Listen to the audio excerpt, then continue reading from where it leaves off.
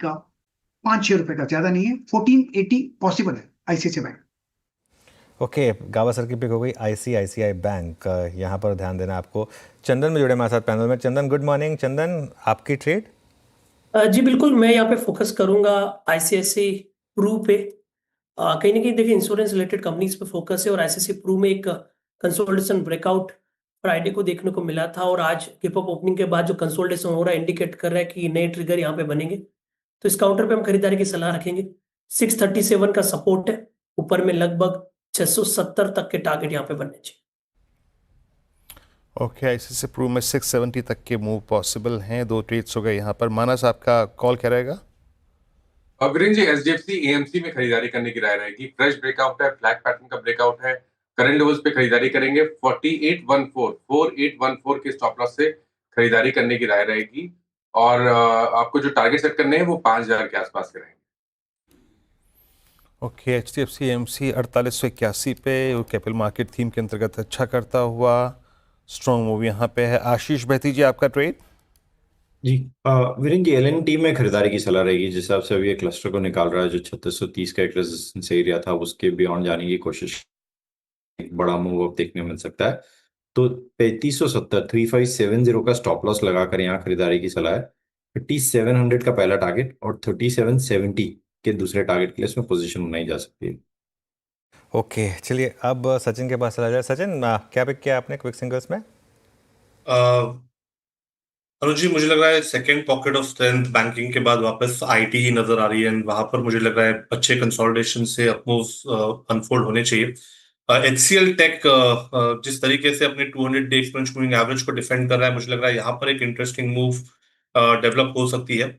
लगभग 1755 तक की हेडरूम यहाँ पर अवेलेबल है। लॉन्ग पोजिशन यहाँ पर डिप्लॉय करने की सलाह होगी। स्टॉप लॉस आपको 1642 पे लगाना है। इंट्राडे का पहला टारगेट होगा अराउंड 1704 का, सेकंड टारगेट होगा अराउंड 1755 का।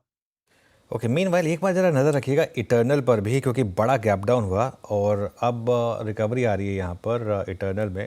और 232.8 का ओपन हाई है यहाँ पर। फ्राइडे को लॉन्ग्स बने थे, उन्होंने कवर किए होंगे, लेकिन लोअर लेवल पे थोड़ी सी बाइंग है। ये देखते हैं ये किस तरीके से, क्योंकि जो फैसला था वो उनका खुद का था, तो उस वजह से वो एक्सपेक्टेड था कि आएगा। अब आ गया इवेंचुअली। यहाँ पर थोड़ी सी रिकवरी इस समय आपको देखने को मिल रही है। राजेश जी, आप क्या ट्रेड पिक कर रहे हैं? मुझे देखिए, मेरी नजर है एल एंड टी फाइनेंस के चार्ट पे। इट्स अ चैनल ब्रेकआउट जो एक्चुअली फ्राइडे ही मिला था, आज यहाँ पे कंटिन्यूएशन दिख रहा है। सो 174.32 चल रहा है, बाय करे 172 का स्टॉप लॉस होगा। इसका आज का स्विंग टारगेट होगा 180 182 का। It's a buy in L and T finance. L and T finance. Meanwhile Divi's लेकर आइए एक बार जरा। ओपन होने के बाद भी यहाँ से और 70-80 रुपये का मूव आ चुका है डीवीज लैब्स में। अच्छा मोमेंटम यहाँ पर। रचना जी, आपने क्या ट्रेड पिक किया क्विक सिंगल्स में? जी, मेरी तरफ से एमजीएल के फ्यूचर्स में बाय रहेगा। एमजीएल के फ्यूचर्स 1360 के करीब है। यहाँ पे हम 1350 पे ऐसे लगाएंगे, हमारा टारगेट होगा 1370। ओके, टेक्निकल ट्रेड्स यहाँ पे हमने सारे इंक्लूड कर लिए, सब अच्छा मूव जनरेट करते हुए जहाँ जहाँ पर वो स्टॉक्स ऑलमोस्ट कवर्ड हो गए। और क्या अच्छा कर रहा है सोलार इंडस्ट्रीज। पिछले हफ्ते का सबसे बड़ा मूवर, आज भी करीब करीब 1.25% ऊपर 15,558 पर ट्रेड करता हुआ ऑल टाइम हाई ट्रेजेक्ट्री। और एचडीएफसी एएमसी का जिक्र हो गया यहाँ पर। जोर रहा थोड़ा सा सचिन जी का आईटी की तरफ, तो आईटी अच्छा करता हुआ। Look at hero MotoCorp. Hero MotoCorp ने शुक्रवार को क्लोज दिया 200 डेमा के ऊपर। सचिन जी, सब में मोमेंटम लौटा। हीरो मोटोकॉर्प के नंबर्स के बाद टू व्हीलर स्पेस पूरा बहुत स्ट्रॉन्ग हुआ। टीवीएस लीडरशिप में था, बजाज ऑटो में रिवर्सल था, और हीरो मोटोकॉर्प भी रिवर्सल कैंडिडेट था। अभी हीरो मोटोकॉर्प को 4374 पे कैसे अप्रोच कर रहे हैं आप? वीरेंद्र जी, आई थिंक थोड़ी सी अच्छी टेलविंड मिली है काउंटर को पिछले हफ्ते में, बट जिस तरीके से डेटा नजर आ रहा है 4500 के आसपास का एक काफी स्ट्रॉन्ग हर्डल है। मुझे लग रहा है ये पार होने के बाद एक शानदार डायरेक्शनल अपमूव ट्रिगर होनी चाहिए। ऑन द कॉन्ट्ररी, इनफैक्ट आज ओपन लो भी इसने एग्जिबिट किया है 4313 पे, तो आई थिंक इंटरेस्टिंग सेशन हो सकता है इस काउंटर के लिए। तो अगर लॉन्ग पोजिशंस डिप्लॉय करने हैं तो स्ट्रिक्टली 4310 का आपको स्टॉप लॉस लगाना चाहिए। And on the higher side जो एक हर्डल है अराउंड 4450 4480 के आसपास का, वो आई थिंक एक टारगेट जो हो सकता है during the day. Okay, hero MotoCorp, Bajaj auto दोनों ही बिल्कुल। इस बीच सचिन जी कैसे ट्रेड भी, सचिन जी वो भी बोल दीजिए लगे आप। सॉरी वीरेंद्र जी, यहाँ पर टाइटन का स्ट्रक्चर भी इंटरेस्टिंग है। मुझे लग रहा है टाइटन में भी जिस तरीके से फ्राइडे के सेशन में एक फॉलो थ्रू एक्शन आई थी, हो सकता है कि जल्दी ये स्टॉक 3700 को भी पार कर देगा। तो यहाँ पर मोमेंटम चेस करने की सलाह होगी। स्टॉप लॉस आपको यहाँ से लगभग अराउंड 3610 पे लगाना है। पहला टारगेट होगा अराउंड 3700 का, सेकेंड टारगेट होगा अराउंड 3740 का। ओके, चलिए ये इस समय आपके लिए कुछ ट्रेड्स आती हुई। मीनवाइल एक बार आप लेकर आइए बीएसई का स्टॉक। क्लियरली वो जो हमारा इंटरव्यू था फ्राइडे को, उस कल फ्राइडे को चला, आज भी अब देखिए आप उस हाई को हम क्रॉस कर रहे हैं। यहाँ पर मोमेंटम काफ़ी अच्छा है और एक बार आप लेकर आइए। इसके अलावा मैं एक और स्टॉक जिस पर मेरी नज़र जा रही थी वो है महिंद्रा एंड महिंद्रा। एक बार महिंद्रा एंड महिंद्रा इसका स्टॉक भी लेकर आइए, क्योंकि यहाँ पर भी देखिए किस तरीके का मोमेंटम है। और आई थिंक ये थोड़ा सा शायद मॉनसून का प्ले हो। आज ट्रैक्टर, एग्री, इन सब स्टॉक्स में मोमेंटम आपको अच्छा दिखाई देगा। गाबा सर, एम देखिए एक बार, कोई ट्रेड यहाँ पर एम पर। यस बिल्कुल, बहुत अच्छा ब्रेकआउट मिला है। रनअवे क्या 3096 पे ट्रेड कर रहा है। टॉप लगेगा करीब 3065, लेकिन उसको 1-2 दिन देना चाहिए। फर्स्ट टेक्निकल टारगेट 3150, फिर मुझे लगता है एक्चुअली जा रहा है 3200 का। वहां तक में भी 2-4 दिन लग सकते हैं, लेकिन 3200 पॉसिबल है एमएनएम पर, बिल्कुल। ओके, 3200 पॉसिबल है एम में। शानदार मोमेंटम इस समय यहाँ पर। पेटीएम एक और स्टॉक है जहाँ आज हमने सुबह डिस्कस भी किया था। पेटीएम में अब इनफैक्ट अगर आप देखें एक के बाद एक अच्छी ग्रीन कैंडल्स 862 पर। इस पर चंदन आपका कोई व्यू होगा क्या पेटीएम पर? देखिए, पेटीएम की बात करें तो ओवरऑल बायस पॉजिटिव है यहाँ पे। इनफैक्ट कंसोलिडेशन हो रहा है और जिस दिन ये कंसोलिडेशन का ब्रेकआउट मोमेंटम देगा 10 से 12% का रनअप बनना चाहिए। Already lower band of the trading range से सपोर्ट लिया है। 820 के हायर बेस बने और आज जो गैप अप ओपनिंग हुई है वो एक हायर सपोर्ट को शिफ्ट कर रहा है। तो मेरे हिसाब से 848 का सपोर्ट रहेगा और जिस हिसाब से सेटअप है ऊपर में लगभग 890 से लेके 900 और उसके बियॉन्ड तक के टारगेट यहाँ पे बनने चाहिए। जी हाँ, अच्छा मूव यहाँ पर। निफ्टी 25,030 के ऊपर टिकता हुआ सबसे बड़े कॉल राइटर्स के जोन के ऊपर टिका हुआ है अभी भी। अच्छा मयूरेश, आज बैंकिंग में स्ट्रॉन्ग मूव है, आज एक बार फिर से ऑटो में स्ट्रॉन्ग मूव है। ऑटो में देखिए, टू व्हीलर स्पेस में ऑटो में आप एम को देखिए, आप मारुति को देखिए डिलीवर करते हुए। Again that monsoon theme, Tata Motors in fact ये हाई पर है। आप क्या ऑटो पकड़ना चाहेंगे इस वक्त? नहीं तो Veeru ji, I think we continue holding MNM हमारे ग्लोबल पोर्टफोलियोज में। आई थिंक एमएनएम के पास एक जो प्रोडक्ट मिक्स है, उनकी जो एसयूवी में मार्केट लीडरशिप है, जो नए लॉन्चेस हुए हैं, जो प्राइसिंग पे लॉन्चेस हुए हैं, जो डिमांड डायनामिक्स है, ये सारे लॉन्चेस को लेके in spite of competitive intensity, मुझे लगता है I think they will be probably able to hold on to the SUV market share. दूसरा आई थिंक जैसे अनुज जी भी बता रहे थे, आई थिंक जो ट्रैक्टर वाला बिजनेस है यहाँ पे with better monsoons which have now started, और जो मैं काफी समय से उम्मीद कर रहा था, I think tractors are expected to grow at an exponential pace, और इसलिए ये part of the business are is expected to do well. तीसरा, इन्होंने जो अधिग्रहण किया है एसएमएल इजुजू का at very very attractive valuations, इनको जो एक एक्सपोजर मिलता है across tonnage as far as commercial vehicles is concern, जो एक प्रोडक्ट प्लेटफॉर्म्स मिलते हैं जो एसएमएल इजुजू डेवलप कर रही थी, which was very very significant, मुझे लगता है आई थिंक वहां पे एक एक्सपोजर पड़ता है, और इसलिए जो डिवर्सिफिकेशन हम सोचते हैं वो बहुत अप्रोप्रिएट है। सम ऑफ पार्ट्स में इनके जो अलग बिजनेसेस है, आईटी बिजनेस हो, फाइनेंशियल सर्विसेज का बिजनेस हो, वहां पे भी स्टेबिलिटी रहनी चाहिए as we head into the next few quarters. तो हमें लगता है आई थिंक एमएनएम का जो एक प्रदर्शन रह सकता है अर्निंग्स वाइज, ये बहुत अच्छा रह सकता है, और इसलिए I think we continue holding this stock as a clear compliance disclosure हमारे ग्लोबल पोर्टफोलियोज।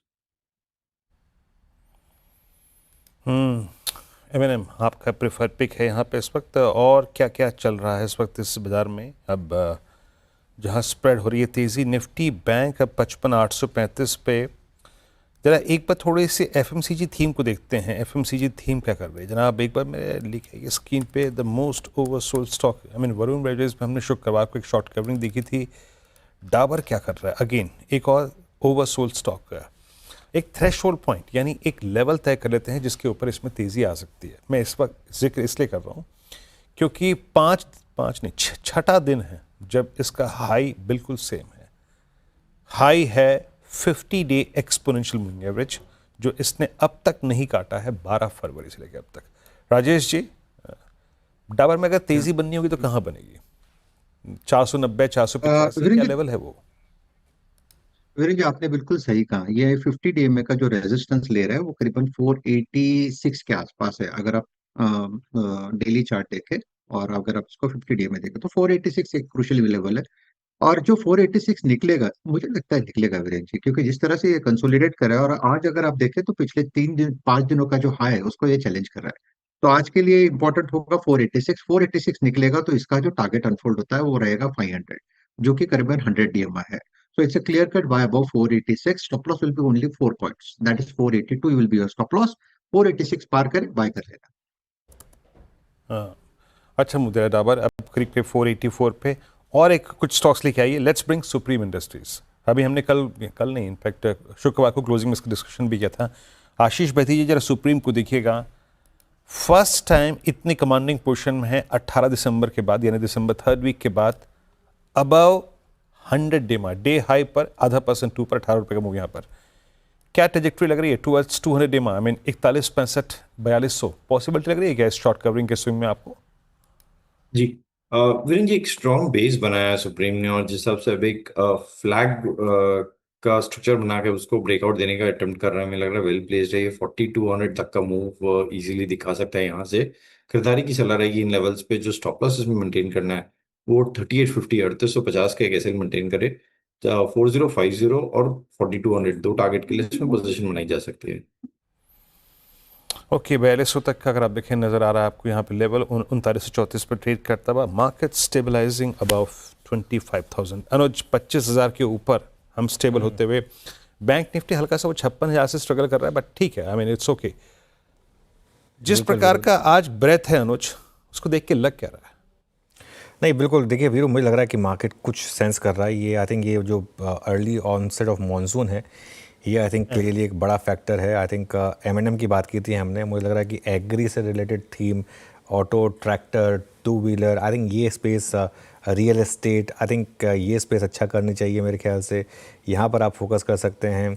टाटा मोटर्स की हमने सुबह बात की थी कि सेंटिमेंटल पॉजिटिव होगा टाटा मोटर्स के, हालांकि बहुत बड़ा शायद उसमें ना हो, लेकिन टाटा मोटर्स 2% ऊपर है। I think autos, real estate, FMCG, इन सब में अच्छे मोमेंटम है। बैंक निफ्टी की जहाँ तक आपने बात की, बिल्कुल उस 56,000 के जोन के हम आसपास हैं। वो अगर एक बार क्रॉस होगा तो वहाँ अच्छा मूव आ सकता है।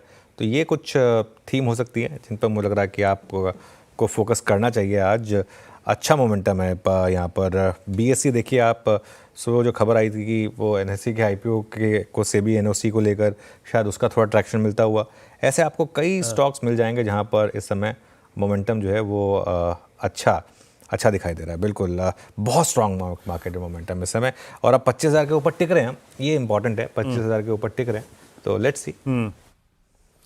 जी हाँ, 25,000 के ऊपर टिक रहे हैं। और अगर हम शुक्रवार को इसी वक्त जिस चीज़ ने हमें एक सहारा दिया था, हमें वो 10 डेमा की ट्रेजेक्ट्री, फर्स्ट कॉल राइटर्स को जोन को पार करने का जो एक बेनिफिट एक स्टॉक का मिला था, वो था रिलायंस ने शुक्रवार को अपना 10 डेमा के ऊपर क्लोज दिया आफ्टर स्टेबलाइजिंग अबाउ 20 डेमा। प्रकाश सर, एक बार रिलायंस पर आपकी रीडिंग क्या कह रही है, वो कह रही है बताइएगा। 1438, यानी 1438 का मतलब ये है कि आप 20 मई के बाद, यानी 1, 2, 3, 4, 5 दिन के स्विंग हाई को काटते हुए टेक आपका यहाँ पर बाय मोड पर तो है रिलायंस, ये बात तो माननी पड़ेगी। 1439 पर ट्रेड कर रहा है, और स्टॉक होगा मेरे ख्याल से 1431 करीब 8 रुपए का है। नियर टर्म टारगेट जो अचीवेबल है, इजीली अचीवेबल है, वो है 1450। एक बार 1450 आ जाए तो फिर शायद 1460 का भी हम सोच सकते हैं, लेकिन यस, बाय मोड पर तो है रिलायंस। स्ट्रॉन्ग व्यू है रिलायंस पे। रिलायंस अच्छा मूव जनरेट करता हुआ, जिसका आपकी स्क्रीन पे इस चैनल का स्वामित्व प्रबंधन रिलायंस इंडस्ट्रीज होल्ड करते हैं। बट क्योंकि इंडेक्स का एक हैवी वेट है, एक एज पे था, तो मैंने यहाँ पे इसका जिक्र किया। और मैं देख रहा हूँ मेरे स्क्रीन पे रियल स्टेट में मूव आ रहा है। लुक एट DLF, एक डे हाई 788 पे चंदन। रियल स्टेट पे आपका take, DLF at day high. Lodha developers इस वक्त डे हाई पर, एक second, yes, at 1457 day high पर। आपका व्यू इस वक्त रियल स्टेट में कुछ पिक करेंगे आप? बिल्कुल, देखिए निफ्टी रियलिटी काउंटर और निफ्टी रियलिटी इंडेक्स पिछले 4 दिनों के कंसोलिडेशन के बाद में आज मोमेंटम दिखा रहा है। तो most of the real estate counter में एक पॉजिटिव स्टेज देखने को मिलना चाहिए। और इनफैक्ट चाहे ओबेरॉय रियलिटी की बात करें या DLF की बात करें, सेम प्राइस पैटर्न यहाँ पे देखने को मिल रहा है। तो आई थिंक डीएलएफ में आज इंट्राडे में मोमेंटम बनना चाहिए, और आई थिंक अब नेक्स्ट मानसून के बाद में नेक्स्ट ट्रिगर रहेगा वो इंटरेस्ट रेट कट पे रहेगा, तो ये सारे रियल एस्टेट उस थीम के चलते मोमेंटम दिखाएंगे। 777 का सपोर्ट है, ऊपर में लगभग 810 तक के टारगेट डीएलएफ दिखा सकता है। ओके, मीनवाइल एक बार आप लेकर आइए जरा ग्लेनमार्क। क्लियरली थोड़ा सा मार्केट लोअर लेवल से यहाँ पर भी रिकवरी दिखा रहा है। इनफैक्ट यहाँ अच्छा मूव आया डीएलएफ में, सॉरी ग्लेनमार्क में।